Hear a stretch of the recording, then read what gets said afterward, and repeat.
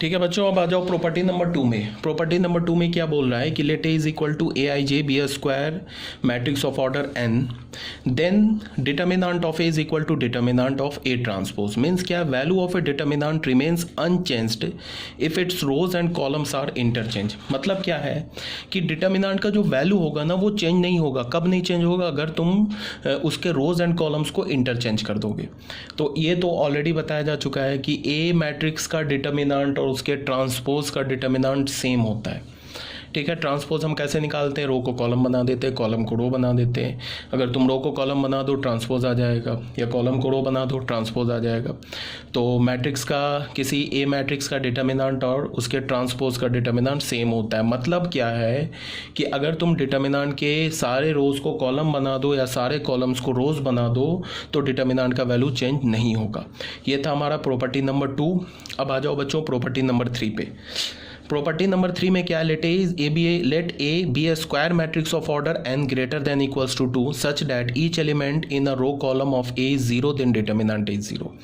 ये क्या बोला जा रहा है कि अगर हमारे पास कोई एक मैट्रिक्स है जिसका ऑर्डर क्या है, 2 या 2 से ज़्यादा। 1 क्यों नहीं बोला? 1 इसलिए नहीं बोला कि 1 ऑर्डर का मैट्रिक्स पे के 1 ऑर्डर के मैट्रिक्स के डिटर्मिनेंट पे तो कोई प्रॉपर्टी लगेगा ही नहीं लगेगा ना। वो तो मान लो 1 ऑर्डर का जो मैट्रिक्स होगा उसका डिटर्मिनेंट वो क्या होगा? सेम नंबर आ जाएगा। तो अगर हमारे पास कोई मैट्रिक्स है जिसका ऑर्डर 2 या 2 से ज़्यादा है तो उसका जो डिटर्मिनेंट, अगर उसके हर एक रो में, अगर उसके किसी भी, हर एक रो नहीं सॉरी, अगर किसी भी रो, कोई भी रो उठा लो, किसी भी रो का हर एक एलिमेंट 0 हो जाए या किसी भी कॉलम का हर एक एलिमेंट 0 हो जाए तो डिटर्मिनेंट का वैल्यू 0 हो जाएगा। अगर मान लो कि हमारे पास सेकंड कॉलम का हर एक एलिमेंट 0 हो गया तो तुम सेकंड कॉलम से डिटर्मिनेंट को एक्सपेंड कर दो, सेकंड कॉलम के लॉन्ग डिटर्मिनेंट एक्सपेंड कर दो, वैल्यू 0 आ जाएगा। तो कहने का क्या मतलब है कि अगर हमारे पास कोई डिटर्मिनेंट दे रखा है, उस डिटर्मिनेंट का कोई भी एक रो का हर एक एलिमेंट 0 हो जाए या किसी भी एक कॉलम के हर एक एलिमेंट 0 हो जाए तो उसका डिटर्मिनेंट वैल्यू क्या होगा? 0। ठीक है, अब बच्चों आ जाओ प्रॉपर्टी नंबर 4 में। प्रॉपर्टी नंबर 4 में क्या बोल रहा है? If any 2 rows column of A square matrix of order n greater than equals to 2 are identical then its determinant is 0। यहाँ क्या बोला कि अगर मान लो कि हमारे पास कोई डिटर्मिनेंट दे रखा है, उस डिटर्मिनेंट का कोई भी 2 रो, एनी 2 रोज और any 2 columns are identical. Identical बोलने का मतलब है कि अगर मान लो R2 और R3 का हर एक एलिमेंट सेम है, ठीक है, तो हम क्या बोलेंगे? R2 row and R3 row identical है। तो अगर किसी भी 2 रो का हर एक एलिमेंट सेम हो जाए या किसी भी 2 कॉलम का हर एक एलिमेंट सेम हो जाए तो उसका डिटर्मिनेंट वैल्यू 0 होता है। ठीक है, जैसे तुम ये देखो यहाँ पे R1 और R3 क्या है? सेम है। देख लो R1 में एलिमेंट क्या? -1 2 3। R3 में एलिमेंट क्या? -1 2 3। तो R1 R3 सेम है तो इसका डिटर्मिनेंट वैल्यू क्या हो जाएगा? 0 हो जाएगा। अब कोई बोलेगा कि क्यों 0 हो जाएगा? तो उसके लिए क्या है कि एक तो तुम इसका प्रूफ जो होता है ना डिटर्मिनेंट का, वो हमारे सिलेबस से बियॉन्ड है, और दूसरी बात कि तुम वेरीफाई करके देख सकते हो। ठीक है, तुम इसका डिटर्मिनेंट वैल्यू निकाल के देख लो, वो तुम्हें 0 ही मिलेगा। मान लो कि सेकंड कॉलम और थर्ड कॉलम आइडेंटिकल हो जाता तो भी डिटर्मिनेंट वैल्यू 0 हो जाता, सेकंड रो और थर्ड रो आइडेंटिकल हो जाता तो भी डिटर्मिनेंट वैल्यू 0 हो जाता। तो प्रॉपर्टी नंबर 2 में मैंने क्या बोला? Determinant of A is equal to determinant of A transpose. Property number 3 में क्या बोला कि अगर किसी भी रो या किसी भी कॉलम का हर एक एलिमेंट 0 हो जाए तो उसका डिटर्मिनेंट वैल्यू 0 हो जाएगा।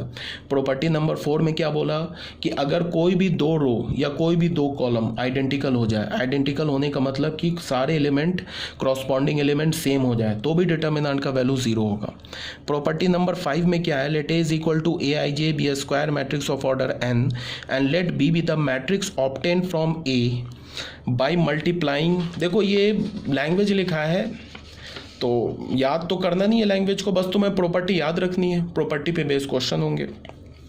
क्या बोल रहा है? A I J be a square matrix of order n and let B be the matrix obtain from A by multiplying each element of a row column of A by a scalar k, then determinant of B is equal to determinant is equal to k times determinant of A. अभी नहीं समझ में आया होगा, अब समझा रहा हूँ। क्या बोल रहा है कि हमारे पास कोई एक मैट्रिक्स ए है, ठीक है, इस मैट्रिक्स ए के हर एक, किसी भी एक रो या किसी भी एक कॉलम के हर एक एलिमेंट को हमने के से मल्टीप्लाई कर दिया। क्या बोला जा रहा है कि हमारे पास कोई मैट्रिक्स ए है, इस ए मैट्रिक्स का हमने कोई भी एक रो उठाया या कोई भी एक कॉलम उठाया, उसको मैंने के से मल्टीप्लाई कर दिया, तो मल्टीप्लाई चेंज करेंगे तो हमारा मैट्रिक्स चेंज हो जाएगा, उस मैट्रिक्स को हमने बी बोल दिया। अब मैं क्या बोल रहा हूँ कि ए मैट्रिक्स का डिटर्मिनेंट जो होगा ना वो किसके इक्वल हो जाएगा, या सॉरी बी मैट्रिक्स का जो डिटर्मिनेंट होगा वो किसके इक्वल हो जाएगा, के टाइम्स डिटर्मिनेंट ऑफ ए के इक्वल हो जाएगा। मतलब क्या बोला जा रहा है, इसको तुम ऐसे देखो, जैसे यहाँ पे क्या बोला जा रहा है कि इसको तुम देखो यहाँ पे,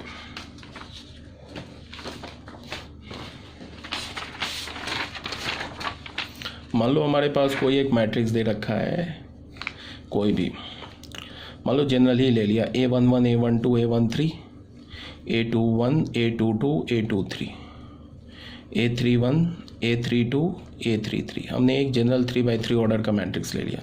अब हमने क्या किया, एक बी मैट्रिक्स लिखा, इसमें हमने क्या किया, सेकंड कॉलम के हर एक एलिमेंट को हमने के से मल्टीप्लाई कर दिया, 3 1 हो गया, के A12 हो गया, के A22 हो गया, के A32 हो गया, A13 हो गया, A23 हो गया, A33 हो गया। तो इसके हमने सेकंड कॉलम को क्या किया है, के से मल्टीप्लाई किया, तो इसका जो डिटर्मिनेंट होगा ना बी का, ये के टाइम्स हो जाएगा, किसके, डिटर्मिनेंट ए के इक्वल हो जाएगा। इसका मतलब जो डिटर्मिनेंट ऑफ बी क्या हो जाएगा, के इंटू डिटर्मिनेंट ऑफ ए, ये हो जाएगा। तो इस प्रॉपर्टी को तुम क्या बोल सकते हो कि तुम ऐसे बोल सकते हो कि तुमने डिटर्मिनेंट बी लिखा, तो कैसे लिखोगे डिटर्मिनेंट बी, यही लिखोगे ना, A11 A21 A31 के इंटू A12 के इंटू A22 के इंटू A32 और A13 A23 A33, ऐसे लिखोगे ना। अब इसमें तुम क्या बोल सकते हो कि जो के हमारा जो सेकंड कॉलम है ना, इस सेकंड कॉलम के हर एक एलिमेंट को देखो के से मल्टीप्लाई है, इसको तुम ऐसे बोल सकते हो कि सेकंड कॉलम का हर एक एलिमेंट में एक के फैक्टर कॉमन है, तो इस के फैक्टर को तुम बाहर निकाल सकते हो, मतलब के को बाहर निकाल सकते हो। जैसे सेकंड कॉलम के हर एक एलिमेंट में के मल्टीप्लाई है ना, तो तुम इस के को डिटर्मिनेंट से बाहर निकाल सकते हो, तो के को डिटर्मिनेंट से बाहर निकालोगे तो क्या बच जाएगा, डिटर्मिनेंट ए बच जाएगा। इस प्रॉपर्टी को हम क्या बोल सकते हैं कि अगर किसी भी रो या किसी भी कॉलम में एक कॉमन फैक्टर हो तो उस कॉमन फैक्टर को तुम डिटर्मिनेंट से बाहर निकाल सकते हो। ठीक है, अगर मान लो कि हमें सेकंड कॉलम में एक 3 दिख गया, कॉमन है, सेकंड कॉलम के हर एक एलिमेंट में हमें दिख गया कि 3 जो है वो कॉमन है, मतलब 3 सेकंड कॉलम के हर एक एलिमेंट से मल्टीप्लाई है, तो हम 3 को क्या कर सकते हो, डिटर्मिनेंट से बाहर निकाल सकते हो। या मान लो कि अगर हमें सेकंड रो में दिख गया कि 5 कॉमन फैक्टर है, तो तुम 5 को क्या कर सकते हो, डिटर्मिनेंट से बाहर निकाल सकते हो। यही बात यहाँ बोला जा रहा है। जैसे तुम देखो एग्जाम्पल में, इफ़ हमारे पास एक डिटर्मिनेंट है 2 4 10 1 3 2 -1 7 3, इसमें तुम देखो बच्चों ये जो फर्स्ट कॉलम है ना, फर्स्ट कॉलम, इसमें देख रहा है ना 2 का एक कॉमन फैक्टर है, यहाँ भी 2 है, यहाँ भी 2 × 2 है, यहाँ 2 × 5 है, तो 2 को हमने बाहर निकाल लिया। तो 2 को बाहर निकाला तो क्या बच जाएगा, 1 2 5 1 3 2, ये बाकी ये 2 चेंज नहीं होगा, ये 2 तो एज इट इज़ रहेगा, second column and third column as it is रहेगा। फर्स्ट कॉलम से हमने 2 बाहर निकाल लिया, ठीक है, तो ये 2 बाहर आ गया। अब मैं अगर तुम्हें बोलूं कि क्या तुम सेकंड कॉलम से कोई एलिमेंट बाहर निकाल सकते हो, तो बिल्कुल निकाल सकते हो, कोई भी एलिमेंट निकाल सकते हो। अगर देखो मैंने सेकंड कॉलम से 5 बाहर निकाल लिया, बिकॉज ये तो लिखा है ना 1, क्या लिखा है, 1/5 × 5 लिखा है ना, 1 को हम लिख सकते हैं ना 1/5 × 5, तो हमने 5 बाहर निकाला, तो 5 से ये तीनों एलिमेंट जो सेकंड कॉलम है उसका तीनों एलिमेंट क्या हो गया, 5 से डिवाइड हो गया, तो 5 बाहर आ गया। कहने का क्या मतलब है कि तुम किसी भी रो किसी भी कॉलम से कॉमन फैक्टर को बाहर निकाल सकते हो। ठीक है, अब बच्चों क्या है कि हम लोग कुछ शॉर्ट कट यूज़ करेंगे। जैसे मान लो हमारे पास एक डिटर्मिनेंट ए दे रखा है, डिटर्मिनेंट क्या है हमारे पास, A11 A12 A13 3x3 order का दे रखा है, A21 A22 A23 A31 A32 A33, ऐसे हमारे पास डिटर्मिनेंट दे रखा है। तो इसको तुम शॉर्ट नोटेशन इसका क्या है, ऐसे तुम लिख सकते हो R1 R2 R3, ऐसे लिख सकते हो, या फिर तुम इसको ऐसे लिख सकते हो C1 C2 C3, R1 R2 लिखने का मतलब ये R1 क्या लिखा है, ये R1 ये पूरा फर्स्ट रो लिखा हुआ है, ये R2 क्या लिखा है, ये सेकंड रो लिखा है, ये R3 क्या लिखा है, ये थर्ड रो लिखा है। ऐसे लिखने का मतलब ये C1 क्या लिखा है, ये फर्स्ट कॉलम लिखा है, C2 क्या लिखा है, सेकंड कॉलम, C3 क्या लिखा है, थर्ड कॉलम। ऐसे भी लिख सकते हो उसको, ऐसे भी लिख सकते हो। तो इसके ऐसे लिखने का बेनिफिट क्या होगा, जो हमारा बहुत कम्बरसम जो इक्वेशन है ना, या फिर बोलो कि हमें डिटर्मिनेंट को बार बार लिखने की जरूरत नहीं पड़ेगी।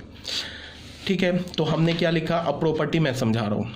ये क्या है लिखा, हमने एक डिटर्मिनेंट लिखा जिसमें 3 रोज हैं, तो 3 रोज हैं तो 3 कॉलम्स हैं। ये R2 को मैंने लैम्डा से मल्टीप्लाई किया, इसका मतलब क्या है कि R2 का हर एक एलिमेंट लैम्डा से मल्टीप्लाई है। ये R2 क्या लिखा है, ये सेकंड रो को रिप्रेजेंट कर रहा है ना, तो लैम्डा इंटू R2 का क्या मतलब हुआ कि R2 का हर एक एलिमेंट लैम्डा से मल्टीप्लाई, तो लैम्डा को तुम बाहर निकाल सकते हो। फिर हमने इस फॉर्म में लिखा, कॉलम के फॉर्म में लिखा, या हमने क्या लिखा, लैम्डा इंटू C1। इसका मतलब कि फर्स्ट कॉलम का हर एक एलिमेंट लैम्डा से मल्टीप्लाई है, और सेकंड कॉलम का हर एक एलिमेंट म्यू से मल्टीप्लाई है, और थर्ड कॉलम का हर एक एलिमेंट डेल्टा से मल्टीप्लाई है। तो तुम लैम्डा, म्यू और डेल्टा को बाहर निकाल सकते हो। तो लैम्डा म्यू डेल्टा होगा तो हमारा मैट्रिक्स क्या बच जाएगा, सॉरी डिटर्मिनेंट क्या हो जाएगा, determinant of C1 C2 C3। ठीक है, अब ये लिखा ना हमने 2C1, तो 2C1 का क्या मतलब है कि फर्स्ट कॉलम का हर एक एलिमेंट 2 से मल्टीप्लाई है, सेकंड कॉलम का हर एक एलिमेंट 9 से मल्टीप्लाई है, थर्ड कॉलम का हर एक एलिमेंट 4 से मल्टीप्लाई है। तो हम 2 9 4 को बाहर निकाल सकते हैं, तो हमारा C1 C2 C3 बच जाएगा। ठीक है, तो ये था हमारा प्रॉपर्टी नंबर 5। एक प्रॉपर्टी हमने डिलीट किया है, तो ये हमारा हो गया प्रॉपर्टी नंबर 6। ठीक है, प्रॉपर्टी नंबर 6, ये देखो इतना लंबा सा है, तो ये मतलब तुम्हें एक लाइन में याद रखना है। फर्स्ट प्रॉपर्टी मैंने क्या बोला तुम्हें, फर्स्ट प्रॉपर्टी मैंने बताया कि अगर तुम किसी भी रो या किसी भी कॉलम, मतलब कि किसी भी रो या किसी भी कॉलम को तुम किसी दूसरे रो कॉलम के कोफैक्टर से मल्टीप्लाई करके ऐड कर दोगे तो हमेशा वैल्यू क्या मिलेगा, 0। सेकंड प्रॉपर्टी मैंने क्या बोला कि किसी मैट्रिक्स किसी भी डिटर्मिनेंट के अगर रो कॉलम को इंटरचेंज करोगे तो डिटर्मिनेंट वैल्यू चेंज नहीं होगा। इसको हम क्या बोल सकते हैं, determinant of A is equal to determinant of A transpose. Third property मैंने क्या बोला कि अगर किसी भी रो किसी भी कॉलम का हर एक एलिमेंट 0 है तो डिटर्मिनेंट वैल्यू 0 होगा। फोर्थ प्रॉपर्टी मैंने क्या बोला कि अगर कोई भी 2 रो या कोई भी 2 कॉलम आइडेंटिकल है तो डिटर्मिनेंट का वैल्यू 0 होगा। फिफ्थ प्रॉपर्टी मैंने क्या बोला कि अगर किसी भी रो किसी भी कॉलम में अगर तुम्हें एक कॉमन फैक्टर दिख रहा है तो उस कॉमन फैक्टर को तुम डिटर्मिनेंट से बाहर कर सकते हो। ऐसे प्रॉपर्टी याद रखना है, ये लैंग्वेज नहीं रटना है, रटने मत लगना इस लैंग्वेज को। ठीक है, लिखने के लिए मैंने लिख दिया, इतना लिखना नहीं चाहिए था मुझे।